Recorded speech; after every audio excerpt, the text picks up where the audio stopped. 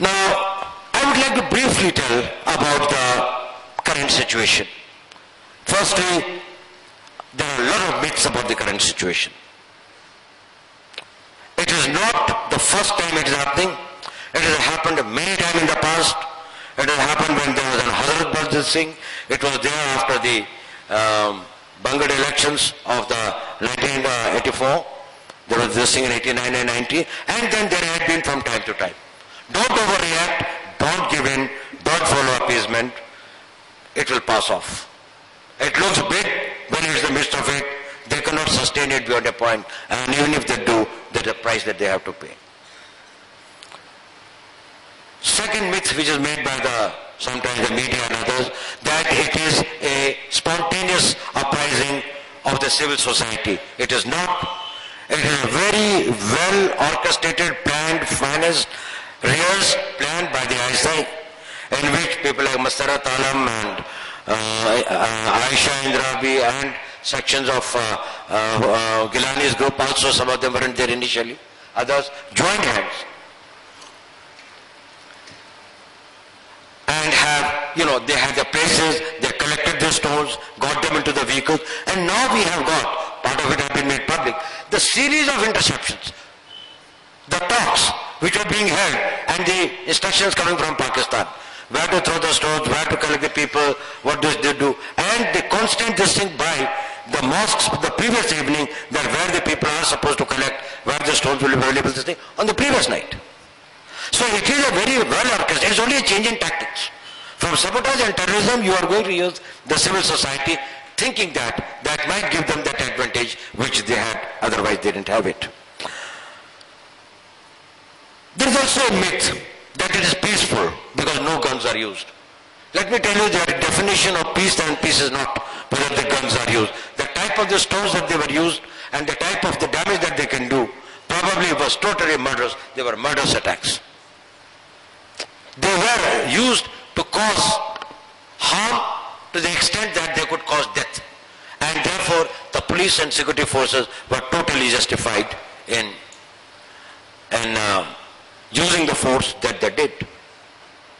There is no point in coming on the defensive. Of course, indiscriminate use of force against the innocents must be controlled, and we do require systems and methods and laws, and in case people are deliberately guilty of that, they have got to be punished. But don't restrain the Indian security forces under the pressure of that. It will be a big mistake. It might give a short-term advantage for 3 months or 4 months, and people might be able to save Umar Abdullah's government because Rahul Gandhi has come in favor, or Congress party is a coalition partner, but it might be a strategic blunder to undermine the rule of law and the constitutional provisions of this country just to save an individual or a hierarchy or a particular family.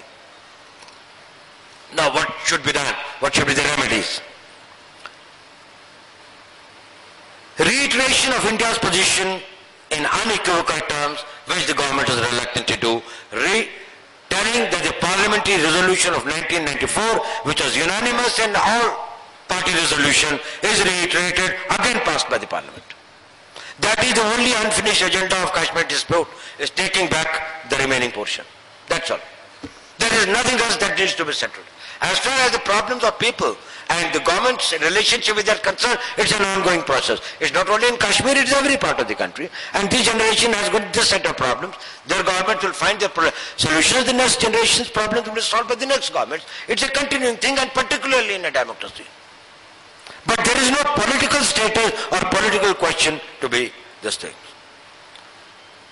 Second, make Kashmiri Pandits as the central point of all negotiations and talks that you hold with them. If Pakistan could have its proxy on the table and they say that it has got to be a 3-point settlement, and Pakistan is able to put all its arguments through the mouth of Gilani, and India has got no one there, including its political leaders, as part of the negotiations, but even if it is, they will be speaking more what Pakistan wants to speak them than what India would be speaking them. They talk about separate currency, they talk about direct route, a common assembly and overriding this thing, formulas, all these things is not something that we want. What Government of India should say, it must say, and rest of it, what it wants to say, but would not like to say because of a certain so-called communal overtones or other overtones, insist that Kashmiri Pandits are the aggrieved party in this conflict. They have got to be on the table. And even if it is agreeable to India, if one of the aggrieved party is not satisfied, then that cannot be the settlement. And any settlement that has to come, if we think India's interests are being undermined, but for reasons of diplomacy or democracy or secularism, we cannot say it. Are the Kashmiri leaders to say that? Kashmiri Pandit leaders to say that? You know, the point is this: why did Pakistan ISI create Hurriyat? It wanted a body in Kashmir to say what it wanted to say, taking the plea that this is the people's voice. This is the vox populi. They did not accept and said that the elected leaders are not the people's voice because they are fake elections, rigged elections, elections under force. They wanted to say that this is the people's real voice, where they had no locus standi. Kashmiri Pandits have got a locus standi. They have been there, they have been evacuated from their ancestral land. They have the civilizational inheritance of that land. There is no other claimant of the human rights this thing than the Kashmiri Pandits. Make them a this thing and say that, well, we could have accepted your terms, but it's not acceptable to Kashmiri Pandits, so we cannot go ahead.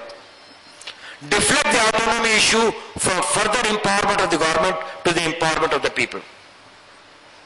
Say we are prepared to engage on the autonomy and this thing. But then it is your government, the elected people, 80% who are wanting for additional powers. We are prepared to talk about what empowerment you want of the civil society. Say 100 seats in the engineering colleges. Say for the medical colleges that you want. Farmers should be given additional loans. Empowerment of the people we are prepared to talk about. More autonomy to the people, to the common man, not to the politician. Because today is the right environment for that. Because the common man is totally disillusioned with the political parties. So if you raise the bogey of it, that is, let us talk about autonomy, come with the demands of autonomy. But not about the autonomy for the political parties of the people in power, but to the common man. You see, the common man will turn. The common man will say, I want job for my son, I want hospital, I want roads, I want better administration, I want a cleaner administration, I want this thing of corruption. And the common man takes on this side. The politicians will be on the defensive. Improve the political management. I think the present political management is totally, is most disgraceful. The whole party meeting goes without any preparatory work. And there, you decide that you are going to engage the Hurriyat without having agreed, and on the this of it, and the statement being this thing in Delhi that they will be talking only to the people who are prepared to talk within the framework of the Constitution of India. And then your coalition partner in the assembly, which is on record and will remain on record for 200 years, that the chief minister, elected chief minister of the state assembly said that this political settlement of Kashmir is still not final. The merger has not been done. This is not something that, it's not a political statement made at Lal Chowk for getting the votes, and you can just say it's only in the print, can be forgotten. Even then it is serious. But made in the assembly by this thing, and you're continuing to remain this thing, is a very poor political management.